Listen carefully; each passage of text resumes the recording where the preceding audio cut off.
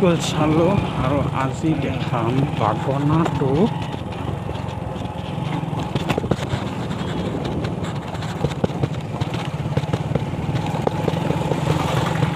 বাগনাৰ পৰা ইফালে ডুবি কুৰেশ্বৰ দেৱালয়লৈকে ৰাস্তাটোৰ কি কণ্ডিশ্যন আজি 4 বছৰ ধৰি এইখিনি আজি দেখাম। যোৱাবাৰ ইলেকশ্যনৰ টাইমতে ৰাস্তাটোৰ কাম আৰম্ভ হৈছিল আৰু এইবাৰ ইলেকশ্যন আহিবৰ সময় হ'ল। মিনিষ্টাৰে ঠিকাদাৰৰ হাতত ধৰি কৈছিল যে এইজন ঠিকাদাৰে কামটো কৰিব, কমপ্লিট কৰি দিব। গতিকে ৰাস্তাৰ কি কণ্ডিশ্যন আজি এই ভিডিঅ'ত দেখাই আছোঁ। সম্পূৰ্ণ ভিডিঅ' ইয়াত পাতটোত অলপো নাই, কমপ্লিট ৰাস্তাটো দেখাম কি কণ্ডিশ্যনত আছে। মানুহক হাৰাশাস্তি হৈ আছে। 4-5 বছৰে হ'ব চাগে, 4 বছৰতকৈ কম নহয়, এনেকুৱা কণ্ডিশ্যনতে আছে। ৰাস্তা বনাম বুলি একো নাই। কোনোবা এজন যদি মিনিষ্টাৰ আহে তেতিয়াহ'লে ঘূৰাই পকাই লৈ আহে, এইটো ৰাস্তাৰে নানে। আৰু এইটোৱে হৈছে মেইন ৰাস্তা পাঠশালাৰ পৰা সৰ্থেবাৰী ৰোড।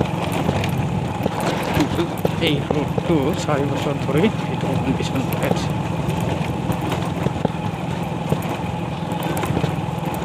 ঠিকাদাৰে কয় বিল পাছ হোৱা নাই, কিবা হোৱা নাই, সেইকাৰণে তেনেকৈ আছে। মানি লৈছোঁ যদি তেনেকুৱা কিবা হয় আৰু, কিন্তু যদি নিজৰ সামৰ্থ্য নাই তেনেহ'লে কৰিব নালাগে, ৰাস্তাটো ভাঙি দিব নালাগে। কাৰণ আগত যিটো কণ্ডিশ্যন হৈ আছিল তেতিয়া অলপমান মানুহখিনি চাব পৰা হৈ আছিল, কিন্তু যেতিয়াৰ পৰা ৰাস্তাটো মানে কাম কৰিম বুলি ভাঙি দিলে তেতিয়াৰ পৰা মানুহখিনি যাব পৰা কণ্ডিশ্যনত নাই। আৰু ৰাস্তাটো এই অৱস্থা হৈ আছে। 3-4 বছৰ 5 বছৰ মানে হ'বগৈ এইটো কণ্ডিশ্যন।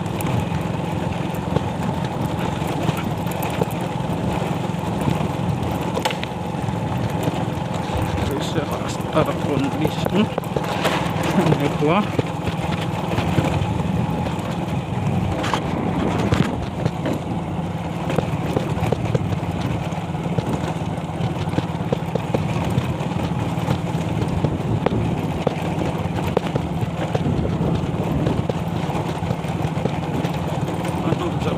অৱস্থা নাই।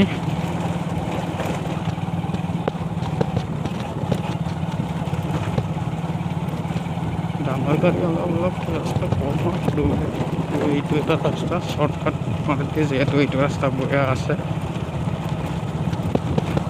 এইটো ৰাস্তাৰে এনেকুৱা কণ্ডিশ্যন হৈ আছে যে 3-4 বছৰ 5 বছৰে হ'ব চাগে। ৰাস্তাটো বনাম বুলি যি ভাঙিলে তাৰপিছত আৰু নাই, একো কাম কৰা নাই।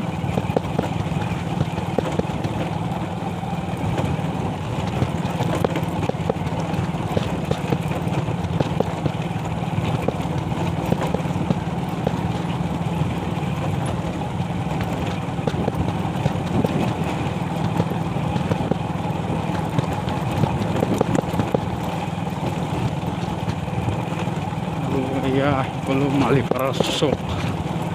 ইয়ালৈকে পুৰা ৰাস্তাটো বেয়া, মালিপাৰাৰো অলপমান বেয়া আছে, তাৰপিছত ভাল ৰাস্তা পাম আৰু।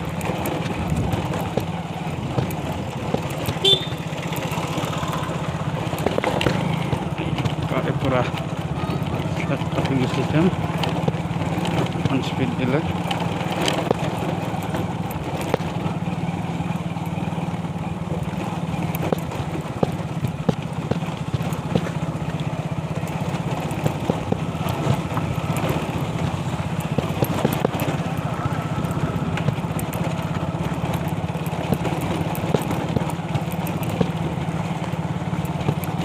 আগত এনেকুৱা আছিল ৰাস্তাটো, এনেকুৱা থাকিলেও অলপ চলিব পাৰি, কিন্তু ভাঙি দিয়াৰ পৰা মানে গাড়ীবিলাক অহাটো অসুবিধা হৈ গৈছে, সৰু গাড়ী বিশেষকৈ।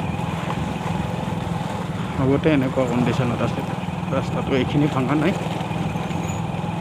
আৰু বাকী এইখিনি কৰিছে, ইয়ালৈকে কৰিছে, ইয়াৰ পাছত আৰু কৰা নাই। গতিকে ইমানতে ভিডিঅ'টো সমাপ্ত কৰি দিছোঁ আৰু